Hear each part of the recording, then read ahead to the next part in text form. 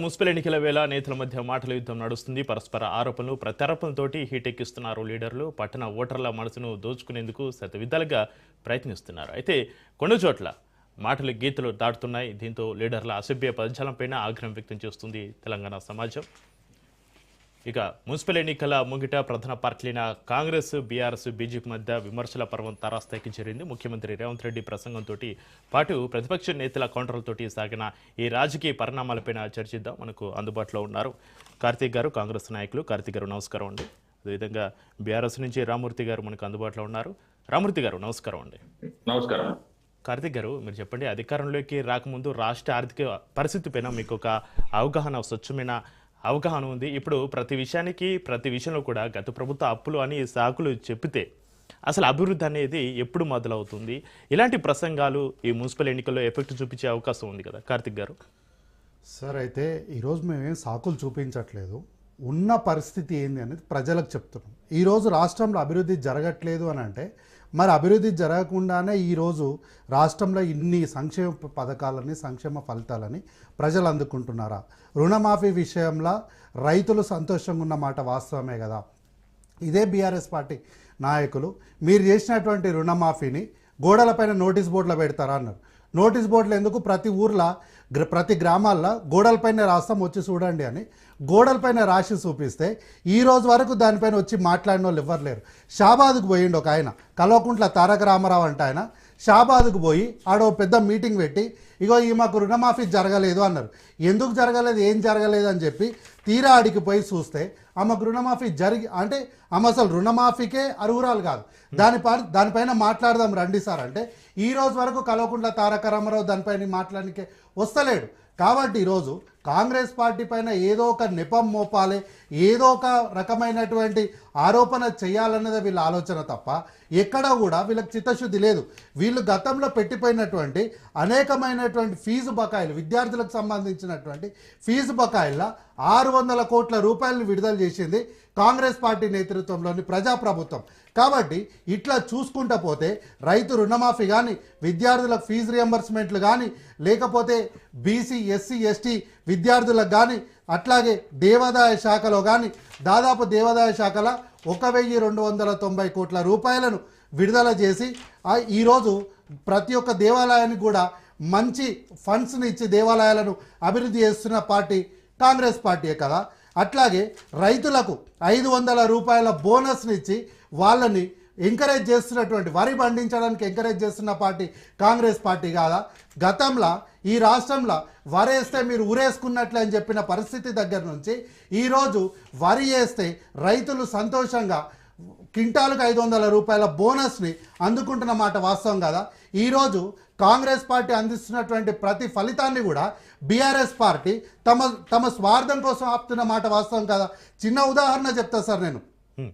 CMRF అనేది రాజకీయాలకు అతీతంగా బలుగు బలహీన వర్గాల, పేద వర్గాలకు ఎవ్వరికైనా సరే సిఎంఆర్ఎఫ్ అనేది పార్టీలు ఏమీ చూడకుండా ఇచ్చేది సిఎంఆర్ఎఫ్ చెక్. అటువంటి సిఎంఆర్ఎఫ్ చెక్కులను కూడా మీరు దాచిపెట్టి మళ్ళీ దాని టైం అయిపోతే దాన్ని కలెక్టర్ దగ్గరికి తీసుకెళ్ళి మళ్ళీ దానికి ఎండోర్స్ చేసి దాన్ని మళ్ళీ ప్రజలకు అందించే కార్యక్రమం చేసింది కాంగ్రెస్ పార్టీ హయాంలా కాదా? ఎందుకు మీకు కాంగ్రెస్ పార్టీ హయాంలా ఎటువంటి అభివృద్ధి జరగకుండా అడ్డుకోవడానికి వీళ్ళకు ఉన్నటువంటి ఈ కుళ్ళు, ఈ కుతంత్రం ఎందుకు ఇంత విషయాన్ని మీరు కడుపులో నింపుకున్నారో నాకు అర్థం కాలేదు. కాబట్టి గతంలో మీరు ఏ అభివృద్ధి చేయలేదంటున్నారు కదా, మరి మేము ఏ అభివృద్ధి చేయకపోతే మీ కరీంనగర్ జిల్లాలో ఒక గ్రామశాఖ అధ్యక్షుడిని మీరు సస్పెండ్ చేశారు. ఎందుకు సస్పెండ్ చేసిరయ్యా అంటే కారణం ఒకటి చెప్పారు. ఏంటి? కేవలం ఆయనకి ఇందిరమ్మ ఇల్లు వచ్చిందన్నటువంటి ఒకే ఒక కారణంతోనే ఆయనను గ్రామశాఖ అధ్యక్షుడిగా సస్పెండ్ చేశారు. కాబట్టి ఇట్లాంటి సందర్భాలు ఇన్ని చూపించినప్పటికీ కూడా, ఇంత ఆధారాలు చూపించినప్పటికీ కూడా ఇంకా మా రాష్ట్రంలో సంక్షేమ ఫలితాలు అందట్లేదు, కాంగ్రెస్ పార్టీ అభివృద్ధి చేస్తలేదు అంటే దీనిలో ప్రజల్ని ఇంకా మోసం చేయడం తప్ప ఇంకేమంటారు? ఈరోజు రాష్ట్రంలో ప్రజాపాలన ద్వారా రాష్ట్రంలో ప్రజలందరూ సంతోషంగా ఉండడంతో పాటు ప్రధాన ప్రతిపక్ష పార్టీకి సంబంధించినటువంటి బీఆర్ఎస్ పార్టీ నాయకులు కూడా ఈరోజు వాళ్ళ అభిమాన నాయకుడైనటువంటి కల్వకుంట్ల చంద్రశేఖరరావు గారి పక్కన కూర్చొని ఫోటోలు దిగేటువంటి అవకాశం కల్పించింది కూడా కాంగ్రెస్ పార్టీ కదా.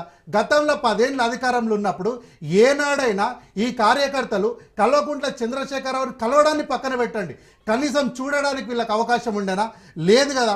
అట్లాంటిది ఈరోజు ప్రతి ఒక్కరు కూడా వాళ్ళ అభిమాన నాయకుడు, వాళ్ళు అభిమానిస్తున్నటువంటి నాయకుడు పక్కన కూర్చొని ఫోటోలు దిగిన సందర్భాన్ని మనం చూసినాం కదా. ఈ సందర్భం అంతా కావడానికి కారణం ఏంది? కాంగ్రెస్ పార్టీ కాదా? గతంలో Gaddar felt insult of KCR అని చెప్పి మనం ప్రధానమైనటువంటి వార్తను చూసాం. Chiranjeevi has denied appointment by CM KCR. Telangana KCR denied to receive PM Narendra Modi. KCR denied meet me to 4 years అని చెప్పి ఈరోజు మంత్రి ఉన్నామని చెప్పింది. KCR refuse to meet MLAs. KCR refuse appointment to DS. KCR denied appointment for MLCs appointed by party changed by from Congress. KCR refused appointment for few times to Kodandaram Reddy. Telangana CM KCR refused to meet Meera Kumar. అట్లాగే CM KCR refuse to meet his working staff. ఇట్లాంటి దగ్గర నుంచి ఈరోజు మీ అభిమాన నాయకుడిని కలవడానికి అవకాశం కల్పించినటువంటి కాంగ్రెస్ పార్టీ పైన ఇంకా దుమ్మెత్తి పోస్తున్నారంటే బీఆర్ఎస్ పార్టీ కార్యకర్తలు కూడా ఆలోచన చేసుకోవాలి. దయచేసి బీఆర్ఎస్ పార్టీ కార్యకర్తలకు ఒక విజ్ఞప్తి చేసిన ఈ వేదికపై నుంచి, మీరు అభిమానించే మీ కల్వకుంట్ల చంద్రశేఖరరావు మీ నాయకుడి పక్కన కూర్చునే అవకాశం కల్పించింది. మీరు కాంగ్రెస్ మున్సిపల్ ఎన్నికల్లో కాంగ్రెస్ పార్టీకి అండగా ఉండండి. అన్ని మున్సిపల్ స్థానాల్లో కూడా కాంగ్రెస్ పార్టీ జెండా ఎగరడానికి కనుక మీరు కనుక సహకరిస్తే రానున్న రోజుల్లో ఇదే కల్వకుంట్ల చంద్రశేఖరరావు గారి పక్కన కూర్చొని భోజనం చేసే అవకాశాన్ని కూడా కాంగ్రెస్ పార్టీ డెఫినెట్గా కల్పిస్తుంది మీకు. కాబట్టి మీరు ఈరోజు కాంగ్రెస్ పార్టీకి అండగా నిలబడాల్సిన బాధ్యత బీఆర్ఎస్ పార్టీ కార్యకర్తలతో పాటు ప్రజలకు కూడా ఉంది.